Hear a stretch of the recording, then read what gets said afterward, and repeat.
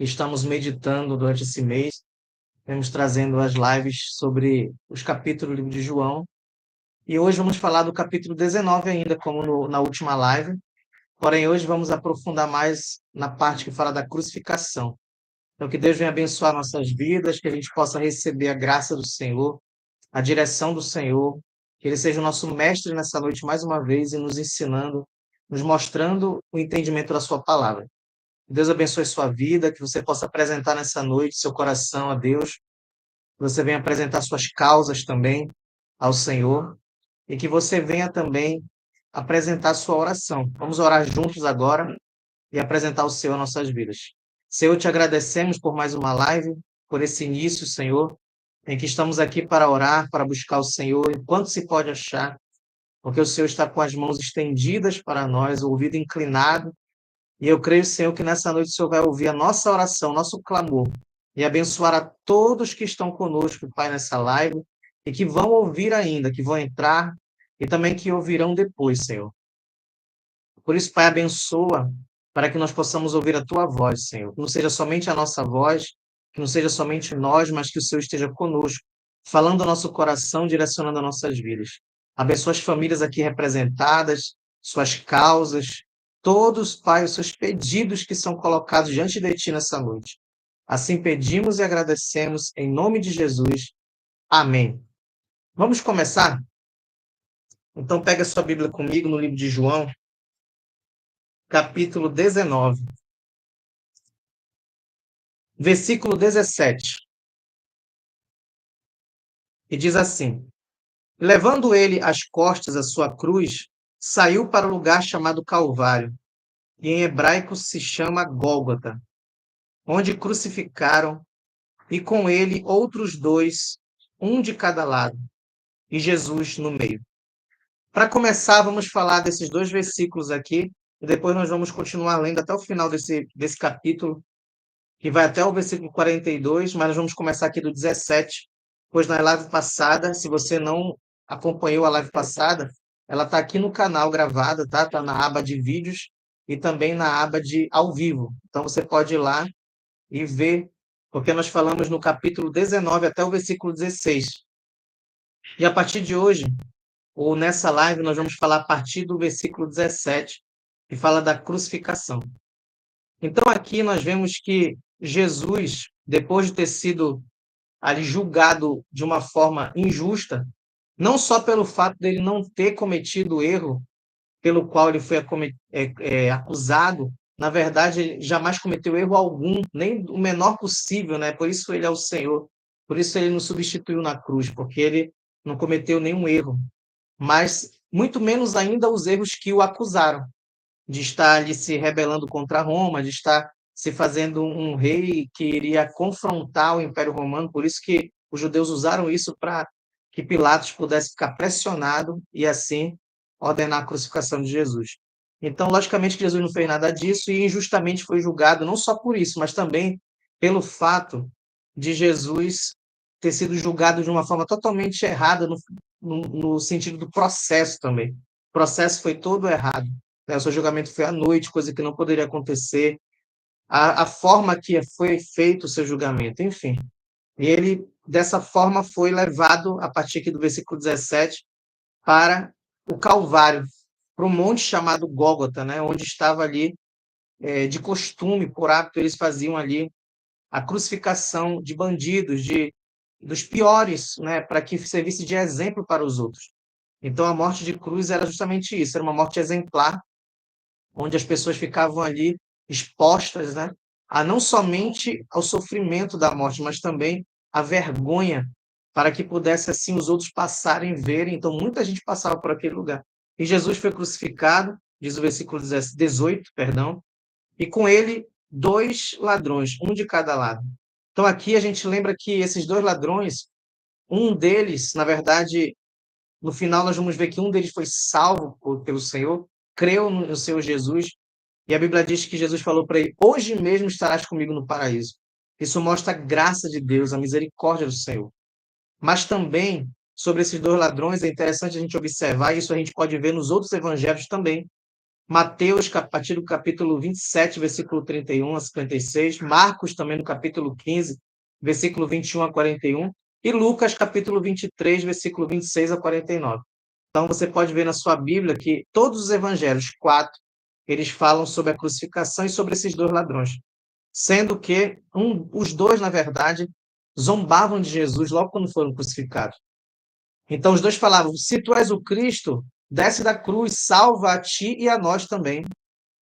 Então, diz o texto, se não me engano é em Lucas, mas você pode verificar na sua Bíblia em qual dos três evangelhos que fala, mas ali um dos três cita que eles dois estavam xingando e zombando de Jesus. Porém, um deles, ouvindo Jesus falar durante a crucificação, creu. Então, aqui já fala da graça de Deus. No último momento, porque o texto mostra que ele zombava e depois ele se arrependeu. Então, isso significa que não foi antes, ele não vinha acompanhando o ministério de Jesus, ele não vinha ali ouvindo pregações, não. Ele creu foi na hora que ele estava na cruz. Então, isso mostra o amor de Deus, independente de quem seja o ser humano. Então, já quero deixar essa palavra para você, que você creia na salvação da sua família. Que você crê na salvação dessa pessoa que muitas vezes você mesmo, às vezes, nem acredita. Às vezes você acha difícil, até impossível, mas para Deus não há impossível. Está lá em Lucas capítulo 1, versículo 37. Para Deus nada é impossível. Então tome posse nessa noite, acredite nisso, que Deus pode salvar sim esse seu esposo, essa sua esposa, esse seu filho, essa sua filha, esse seu pai, sua mãe, seu irmão, sua irmã. Eu gosto de falar assim para que você possa ir também se identificando, porque às vezes é isso, às vezes é o filho, às vezes é o irmão, às vezes é o tio, a tia, o pai, às vezes é o avô, a avó, o neto, a neta, né? Às vezes é mesmo o sogro, às vezes é o genro, nora, sogra, enfim. São pessoas às quais nós convivemos no dia a dia que muitas vezes estão precisando de Cristo, estão precisando da palavra, estão precisando dessa palavra aqui, da crucificação, para crer em Jesus. Porque lá em Atos, capítulo 4, versículo 12, diz que debaixo do céu não há nenhum outro nome dado entre os homens pelo qual importa que sejamos salvos, senão o nome de Jesus. Então, quando nós falamos da crucificação, quando nós falamos de Jesus, nós estamos falando do único caminho, porque ele disse: eu sou o caminho, a verdade e a vida. Ninguém vem ao Pai senão por mim. Então, é através desse caminho que a sua família encontrará com Deus. Terá finalmente de volta para Deus, como aquele filho que voltou para a casa do pai, como aquela ovelha que foi encontrada e voltou para o aprisco, como aquela dracma, aquela moeda perdida que foi encontrada e colocada de novo na coroa, né? Então é assim que acontece com todo aquele que crê, volta para o Pai. Então nessa noite receba isso profeticamente para a sua vida e para a sua família. E se você não está na casa do Pai, se você não está próximo a Deus, se você não tem paz com Deus ainda por Jesus Cristo, essa noite é a noite de você poder fazer essa escolha aí onde você está. Você pode escolher por Cristo. Você não precisa estar agora dentro de um lugar especial. Aí onde você está, na sua casa, que é um lugar especial para você. É o seu lugar de adoração a Deus.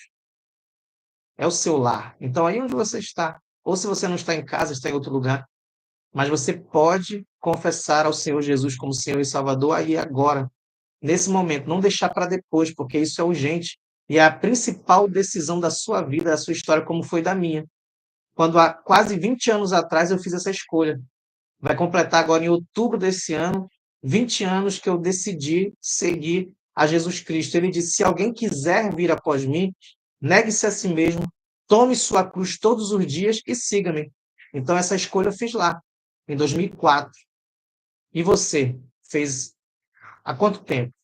Ou você nunca fez essa escolha, nunca tomou essa decisão firme de mudar o caminho, é uma mudança de caminho, é tomar o caminho de Cristo, seguir os seus passos e realmente ter mudança na sua vida. Então eu tenho um antes e depois, a minha vida ela fez uma virada de página totalmente. Então já estou quase aí com a metade da minha história com Cristo e metade antes de Cristo, porque foi com 21 anos que eu aceitei Jesus. Então agora estou com 41, então em breve estarei aí com metade da minha história com Cristo e metade sem Cristo. Aí você vai dizer, não, você tinha Cristo. Uma coisa é dizer, eu creio em Cristo, outra coisa é ter realmente Jesus habitando na nossa vida, e isso só acontece quando a gente vai a Ele. Quando a gente vai a Ele, porque Ele é o caminho. E quando a gente entrega a nossa vida a Ele, quando a gente realmente procura todo dia, como Ele mesmo disse, negar a nós mesmos e seguir a Sua palavra. Então, essa é a palavra para você nessa noite. A crucificação, ela fala de salvação, ela fala de perdão. Porque Jesus só foi à cruz por mim e por você. Ele não teria motivo algum para isso. Então, nessa noite é a noite de salvação. Nessa noite é a noite de salvação para você, se você ainda não tomou sua decisão. Para você que, porventura, esteja afastado ou desviado por outro caminho, que é bíblico. Existe o afastado do caminho, existe o desviado, que é aquele que tomou outro caminho. Ou se você tem alguém na sua família que precisa, que ainda não é de Cristo, que ainda não tomou sua decisão de seguir ao Senhor. Então, é para você essa palavra, para você que crê que Jesus é o único caminho e é o único nome que pode dar salvação. Então, se você crê nisso, receba nessa noite, para você e para sua família. Receba nesse momento, se você está assistindo aí de dia, para que você possa, em nome de Jesus, ter isso, ter essa bênção, que é a principal de todas, a vida eterna, através de Jesus. E vamos avançar. Versículo 19. Pilatos escreveu também um título e pôs em cima da cruz, e nele estava escrito Jesus Nazareno, Rei dos Judeus. E muitos dos judeus leram este título porque era o lugar onde Jesus estava crucificado, era próximo da cidade, e estava escrito em hebraico, grego e latim. Então, aquele lugar ficava muito próximo à entrada da cidade, e aquele lugar muita gente passava. Então, estava escrito em três línguas, né? Grego, hebraico e latim. Ou seja, quem passava ali podia ver. Estava escrito Rei dos Judeus, Jesus Nazareno. Diziam os principais sacerdotes dos judeus a Pilatos: não escreva que ele é o Rei dos Judeus, mas sim que ele disse que é Rei dos Judeus. Respondeu Pilatos: o que escrevi está escrito. Que Deus venha abençoar a minha mãe que está aí, a Nilza. Deus vai abençoar o seu Dauro, também meu sogro que está aí. A Patrícia. Deus abençoe em nome de Jesus, a paz do Senhor a todos vocês. Deus abençoe. Vamos avançar. Como Pilatos disse está escrito, aí não vou tirar, significa que Pilatos estava indignado.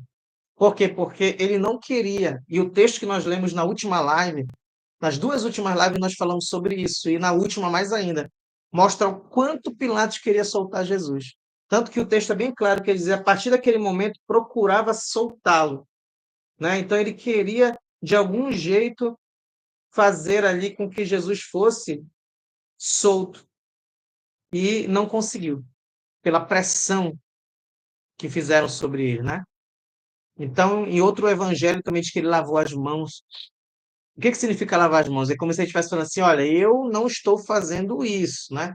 Apesar de que ele consentiu, ele que realmente foi a autoridade responsável pela condenação e crucificação de Jesus.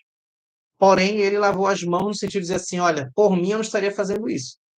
Mas a gente sabe que só esse gesto não significa que ele fica impune. Na verdade, Jesus falou para ele, tu tens sim culpa, e mais culpa do que tu, ou do que você, tem aquele que me entregou a você. Então, Jesus deixou bem claro que sim, Pilatos tinha sua responsabilidade naquilo, porém também Jesus falou assim, né, perdoa-os porque não sabem o que fazem. Talvez Pilatos estava incluído nessa oração. Mas o fato é que ele escreveu ali, Rei dos Judeus, Jesus Nazareno, e ele disse, não vou tirar a placa, não vou trocar a placa, porque ele estava muito indignado com aquilo. Ele queria deixar lá bem claro que foi os judeus que o acusaram. Né? Tendo, pois, os soldados, versículo 23, crucificado Jesus, tomaram as suas vestes e fizeram 4 partes, para cada soldado uma parte, e também a túnica. A túnica, porém, tecida de alto a baixo, não tinha costura. Disseram, pois, uns aos outros, não rasguemos, mas lancemos sorte sobre ela, para ver de quem será. Isso foi assim para que se cumprisse a escritura, que diz, dividiram entre si as minhas vestes, e sobre a minha túnica lançaram sorte. Os soldados, pois, fizeram essas coisas. Então, aqui mostra o quê? Que Jesus, ele teve as suas vestes divididas entre os soldados, mas teve uma túnica que não foi rasgada. Porque como ela era sem costura, eles resolveram tirar sortes e ver com quem ia ficar aquela túnica. E para que isso aconteceu? Para que se cumprisse a palavra, glória a Deus, para que se cumprisse a escritura. Por quê? Porque diz assim, ó, dividiram entre si as minhas vestes, sobre a minha túnica lançaram sorte. Está lá em Salmos 22, versículo 18. Ou seja, essa palavra que se cumpriu aqui em Jesus estava profetizada. Os salmos também são proféticos, muitos deles têm profecias. Inclusive, o Salmo 22 é um salmo profético sobre a morte de Jesus. Então, significa que se cumpriu a palavra, se cumpriu a profecia através de Jesus, na vida de Jesus e através dele. Então, assim se cumpre também na nossa vida. A palavra de Deus, a profecia se cumpre. Então, que seja cumprida na sua vida. Se você tem uma palavra de Deus sobre a sua vida, creia, porque ela vai se cumprir. É só você continuar perseverando, é só você continuar crendo, é só você continuar com Jesus, que ela vai se cumprir. Pode passar 1 ano, 2 anos, 10 anos, quantos anos forem, mas vai se cumprir a palavra de Deus. Receba nessa noite isso. Se Deus falou com você, acredite. Se Deus falou direto com você, ou se Deus falou através da sua palavra, se Deus falou através de um profeta, se Deus falou através de um homem e uma mulher de Deus, vai se cumprir a palavra de Deus, as profecias de Deus. Amém? E quando nós avançamos, diz versículo 25: Jesus, junto à cruz, estava a sua mãe e a sua irmã, perdão, a irmã da sua mãe, Maria, mulher de Clopas, e Maria Madalena. Ora, Jesus, vendo ali a sua mãe, e que o discípulo a quem ele amava estava presente, disse à sua mãe: Mulher, aí está teu filho. Depois disse ao discípulo: Eis aí a tua mãe. E desde agora, daquela hora, o discípulo a recebeu em sua casa. E quem é esse discípulo que Jesus amava? O texto diz, né, a palavra de Deus nos orienta, que esse discípulo era João, o próprio João que escreveu esse livro que nós estamos lendo, né? E que também escreveu o livro de Apocalipse, e que também escreveu as primeiras, segunda e terceira cartas. Então, João escreveu aí 3 cartas, um evangelho e o livro da revelação das últimas coisas, que é o livro do Apocalipse, que é o último livro da Bíblia. Então veja que João era um discípulo amado. Jesus amava a todos, lógico que Jesus amava a todos os seus discípulos. Mas por que Jesus era chamado, João era chamado de discípulo amado, aquele que Jesus amava? Porque Jesus tinha uma proximidade maior com João. O texto bíblico mostra isso, né? Tem uma passagem lá no próprio livro de João, se não me engano, no capítulo 13, que Jesus diz: Um de vocês vai me trair. Então, João coloca a cabeça no peito de Jesus e pergunta: Quem será que vai te trair, Senhor? Pergunta para Jesus, porque ele tinha essa intimidade, essa proximidade com Jesus. Ele colocava a cabeça no peito de Jesus, era um amigo muito próximo, de todos eram mais próximos. Tanto que João estava ali perto quando Jesus foi crucificado. E os outros não estavam perto. Pedro tentou se aproximar, porém negou Jesus 3 vezes, né? A permissão de Deus, porque não foi para João que perguntava, mas sim para Pedro, né? Se tivesse perguntado para João, não sabemos o que aconteceu. Talvez João tivesse até dito que sim, que era discípulo de Jesus, e talvez tivesse sido crucificado também. Então Deus sabe o que faz, Deus sabe como dar o livramento. Perguntaram para Pedro, Pedro instável, né? Talvez João também negasse, não sei, né? Eu estou aqui fazendo uma conjectura, né? Pode ser que ele tivesse negado ou não, mas Pedro negou. Provavelmente todos negariam, dificilmente teriam essa ousadia tão grande de não negar. Mas a gente não pode afirmar, né? Porque João era um discípulo, como diz aqui, que tinha um amor de Deus envolvido aí muito forte, né? Mas o fato é que João estava lá, pertinho. E ninguém perguntou para ele nada, ele ficou ali, junto com Maria, mãe de Jesus, e ele ficou ali perto até o final, até Jesus entregar o seu espírito ali, quando disse: Pai, em tuas mãos entrego o meu espírito, está consumado. E João, então, quando estava ali, Jesus falou para Maria: Mulher, aí está teu filho. E falou para João: Aí está tua mãe, para que João pudesse cuidar de Maria. Isso mostra como Jesus amava também, e muito, né, a sua família, e não só os outros, porque alguém pode dizer assim: Jesus abandonou, Jesus foi embora de casa e saiu pregando, e não. Jesus, ele nunca abandonou sua família, nunca rejeitou a sua mãe, seus irmãos, não. Tanto que aqui ele deixou amparada a sua mãe, não é verdade? Deixou com João, e João recebeu em sua casa. Versículo 28. Depois, sabendo Jesus que já todas as coisas estavam terminadas, para que se cumprisse a Escritura, disse: Tenho sede. Mais uma vez, para que se cumprisse a Escritura. Então, aqui mostra que nós temos que fazer a nossa parte para que se cumpra a palavra de Deus. Veja que o próprio Jesus, sendo filho de Deus, mesmo assim, ele precisava fazer a parte dele para que se cumprisse a palavra. Porque alguém pode dizer assim: não, se de qualquer forma a palavra de Deus ia se cumprir na vida de Jesus. É o filho de Deus, é o Senhor, né? É o Cristo. Então, de qualquer forma, a palavra ia se cumprir. Não, não é assim que funciona. Deus tem seus valores, seus princípios, suas leis, né? Então, Jesus precisava fazer a parte dele também. Tanto que diz aqui, ó, para que se cumprisse a Escritura, ele disse: tenho sede. Ou seja, ele precisava falar isso. Então, o que que nós precisamos fazer para que se cumpra a palavra de Deus na nossa vida? Se nós ficarmos parados e não fizermos nada, não vai se cumprir. Isso é que o texto nos mostra aqui. Jesus precisou ir lá no Getsêmani orar e sair ali lágrimas de sangue. Jesus precisou ser preso, açoitado, colocar uma coroa de espinho na cabeça, ser crucificado. Precisou fazer tudo isso para que se cumprisse a palavra de Deus, para que eu e você pudéssemos ter vida e vida com abundância. Então, nós também temos que fazer a nossa parte. Agora, qual é a nossa parte? Está na palavra de Deus. Você precisa conhecer.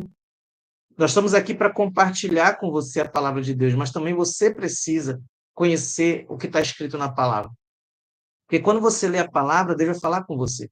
E aí cabe você orar antes: Senhor, Espírito de Deus, me dá entendimento, me faz conhecer a tua palavra, me faz entender o que diz a tua palavra. Fala comigo, me dá entendimento. Porque aquilo que você entende da palavra quando você lê é a palavra de Deus para você. Porque quando você lê, você entende algo que está relacionado com a sua vida. E quando eu leio, eu entendo provavelmente outra coisa que está relacionado com a minha vida. Então, a palavra de Deus, na verdade, é o entendimento que nós temos a partir daquilo que nós lemos. Então, por isso, ore ao Senhor antes de ler a Bíblia e leia todos os dias. Como eu sempre tenho falado, quando você acordar, já faça a sua oração de gratidão ao Senhor, glorificando Ele por mais um dia, porque as suas misericórdias se renovam.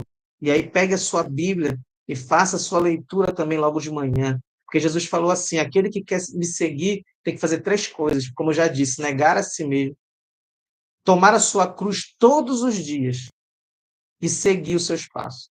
Tomar a cruz todo dia significa viver a vida cristã todos os dias. Isso significa o quê? Começar o dia já vivendo esse evangelho. O que é começar o dia vivendo o evangelho? Já fazendo a sua oração, já agradecendo ao Senhor, já pegando a sua Bíblia para ouvir a palavra de Deus, que você vai ler e Deus vai falar com você.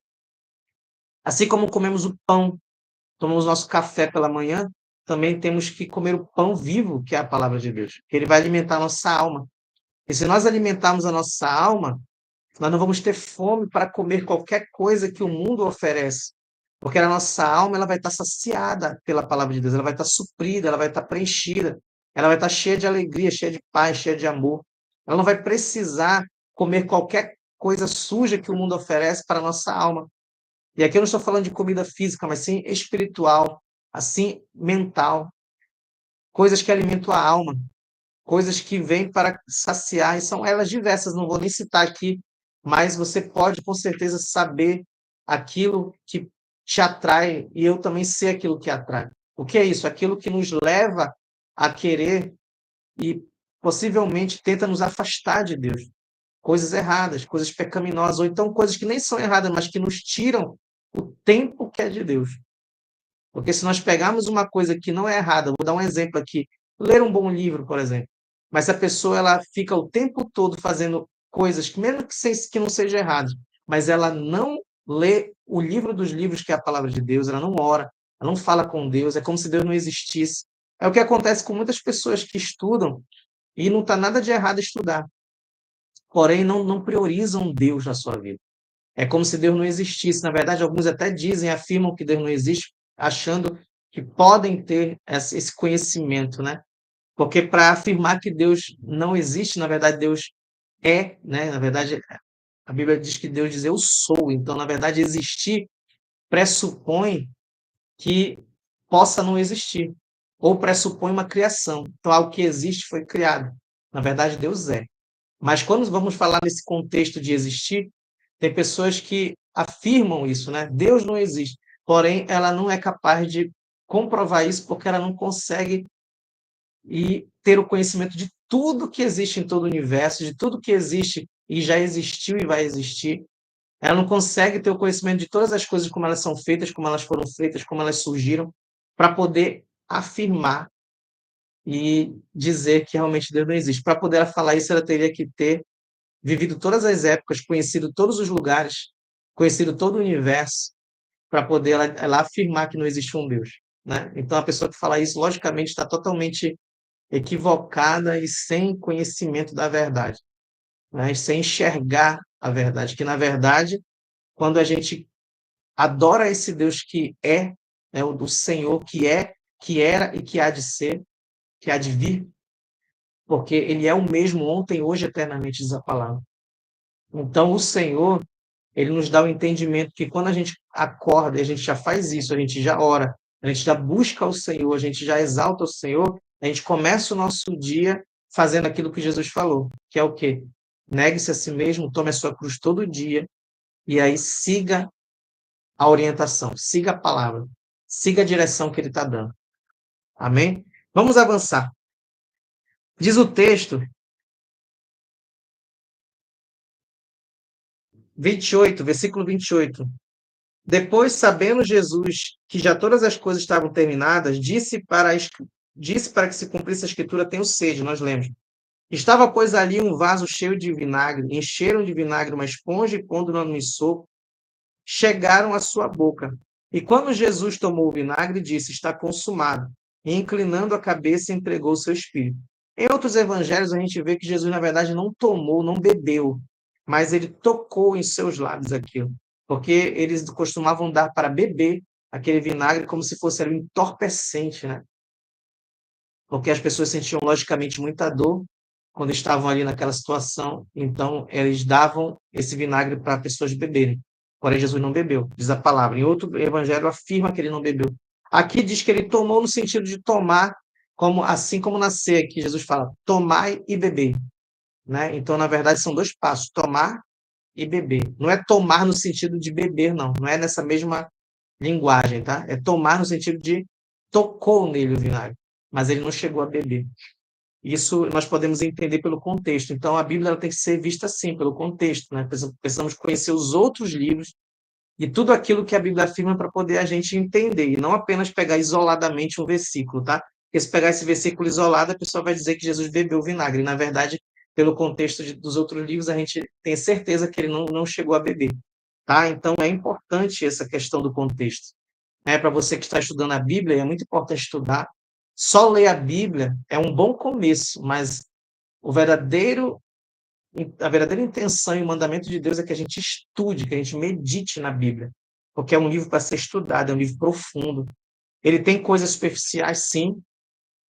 Por exemplo, quando a Bíblia diz assim: Deus amou o mundo de tal maneira que deu seu Filho para que todo que crê nele não pereça, mas tenha vida eterna, que está muito direto. Ele está falando claramente que o amor de Deus é tão grande por mim e por você, que ele entregou Jesus aqui, nesse texto que está mostrando, na cruz, para que nós pudéssemos ter vida e não morte, para que nós pudéssemos ter vida eterna.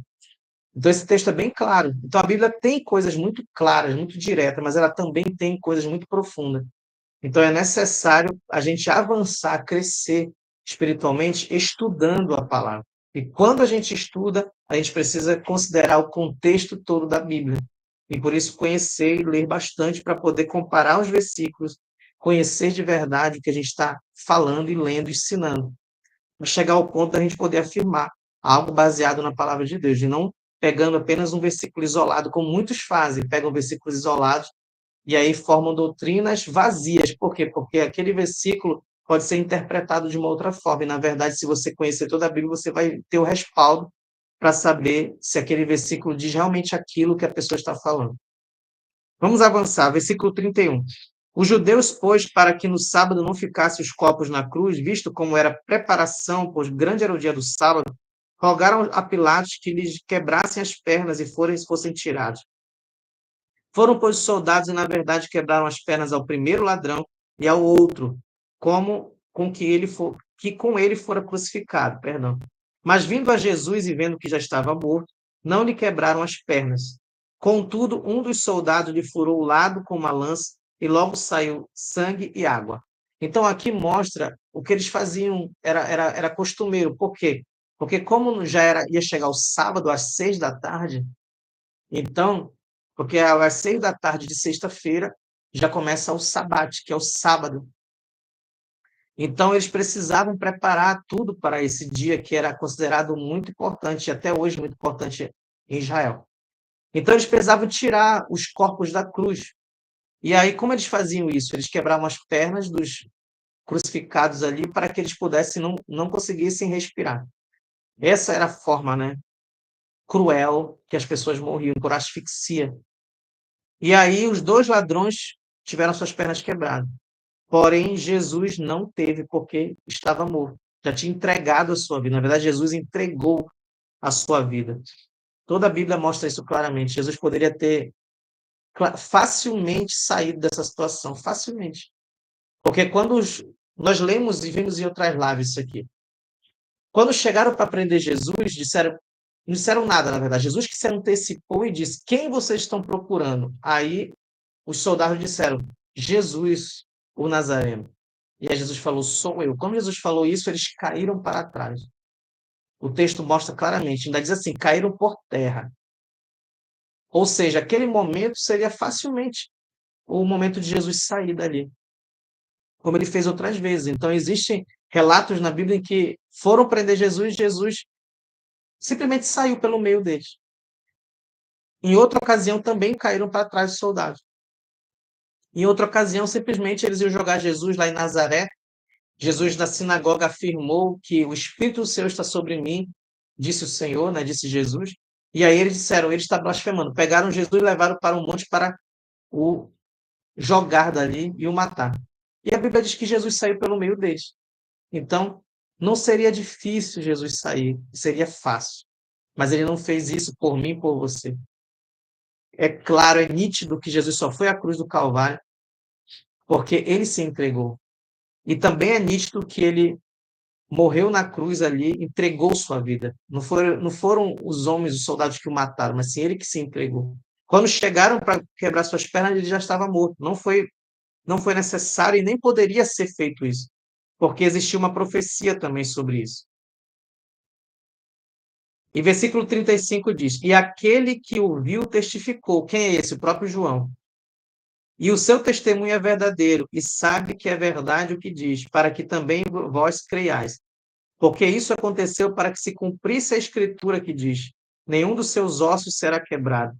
E outra vez diz a escritura: verão aquele que traspassaram. Então, isso está escrito lá em Êxodo 12:44, e também aquele que o traspassaram está escrito em Zacarias 12:10. Então, são as profecias. Deus abençoe, irmã Célia, seja muito bem-vinda. Então, as profecias, elas falam sobre isso. E existiam as profecias que diziam que Jesus não teria nenhum osso quebrado. E também existia a profecia que dizia que verão aqueles que ultrapassaram, aquele que traspassaram. Ou seja, por isso que eles precisavam traspassar Jesus com a lança, para que se cumprisse mais uma vez a Escritura. Então veja que tudo estava escrito e tudo se cumpriu. Vamos continuar. Versículo 38. Depois disso, José de Arimateia, o que era discípulo de Jesus, mas oculto por medo dos judeus, rogou a Pilatos que lhe permitisse tirar o corpo de Jesus. E Pilatos permitiu. Então foi e tirou o corpo de Jesus. E foi também Nicodemos, aquele que anteriormente se dirigia de noite a Jesus, levando quase 100 libras de um composto de mirra e aloés. Muito, muito caro isso aqui. Imagina, 100 libras. Tomaram, pois, o corpo de Jesus e o envolveram em lençóis com as especiarias, como os judeus costumavam fazer na preparação para o sepulcro. Versículo 41. E havia ali um horto naquele lugar onde fora crucificado, e o horto, um sepulcro novo, em que ainda não havia sido posto ninguém. Ali, pois, por causa da preparação dos judeus e por estar perto daquele sepulcro, puseram Jesus. Então Jesus foi colocado em um sepulcro onde ninguém tinha sido colocado ainda. Isso aqui, com certeza, é profético também, não é verdade? Porque a morte de Jesus e a sua ressurreição é algo que nunca havia acontecido, porque o único que morreu e ressuscitou para a vida eterna, ou seja, para nunca mais morrer, é Jesus Cristo. E um dia nós também. A Bíblia diz que todos aqueles que morrerem em Cristo ressuscitarão primeiro, para nunca mais morrer também, porque ele venceu a morte para que a gente também possa vencer. Diz também o texto que depois os que estarem vivos serão transformados. E aí, quem são esses que serão transformados? Aqueles que estarão vivos na volta de Jesus e que seguem a Jesus, para serem arrebatados e encontrar com Jesus nos ares. Isso será a volta de Jesus e a consumação de tudo isso que aconteceu, dessa salvação. Que somos salvos pela fé, mas seremos salvos de fato. Glória a Deus. Vamos ser salvos de verdade, fato, né? Não que eu seja de verdade, mas vai acontecer o fato consumado, de fato, né? Porque atualmente nós temos fé, temos confiança e certeza da salvação. Mas quando Jesus voltar, isso vai se consumar na minha vida e na sua vida, você que crê em Jesus. Que Deus abençoe a sua vida, a sua família, que essa fé em Jesus possa entrar poderosamente na sua vida e na sua casa, que você possa receber as bênçãos que vêm desse sacrifício maravilhoso, porque é um sacrifício por amor, e a ressurreição, nós vamos falar na próxima quarta, se Jesus não voltar até lá, vamos falar da ressurreição. Amém? Que Deus abençoe a sua vida. Vamos orar agora, apresente sua causa e coloque na mão desse Jesus aqui que te ama e que quer trabalhar na sua vida e na sua família. Então, apresente agora a sua causa. Vamos orar por você, pela sua família, pela sua saúde. E se há algo que você precisa apresentar, esse é o momento, apresente aí. Se você não quiser colocar o pedido, não tem problema, apresente aí na sua casa. Tá bom? Vamos orar. Senhor, te agradecemos, porque estamos aqui, Senhor, meditando na tua palavra, que é poderosa. Que essa palavra, Senhor, venha abençoar a todos aqueles que creem. Que tu venhas, Pai, fortalecer a vida de cada um, trabalhar em suas vidas e seus corações, dar saúde física, mental, espiritual. Vem, Senhor, abençoar cada lar aqui representado, cada filho, cada filha, cada pai, cada mãe. Pai, esse que está orando agora pela sua família, pela sua esposa, pelo seu esposo, pelos seus filhos, pela sua parentela, pelos seus pais, pelos seus irmãos, pelos seus tios, sobrinhos, cunhados, avós, avós, netos e netas, enfim, Senhor, alcança todos. Alcança com a tua graça, com o teu poder. Que essa salvação de Cristo na cruz do Calvário seja uma bênção na vida de todos aqueles que estão conosco agora. Que a tua paz, o teu amor, a tua graça fortaleça a todos agora e possa o Senhor receber a bênção e o milagre que estão apresentando ao Senhor agora. Entrega a tua bênção, Senhor, em nome de Jesus. Salvação, libertação, cura, milagre, maravilhas da parte do Senhor nesse momento. Em nome de Jesus, amém e amém. Receba pela fé a sua bênção, a sua graça da parte de Deus e que você possa estar conosco na próxima quarta, se Deus quiser, se Jesus não voltar até lá, para mais uma meditação na palavra de Deus. Deus abençoe a todos nessa noite. Em nome de Jesus, amém e amém.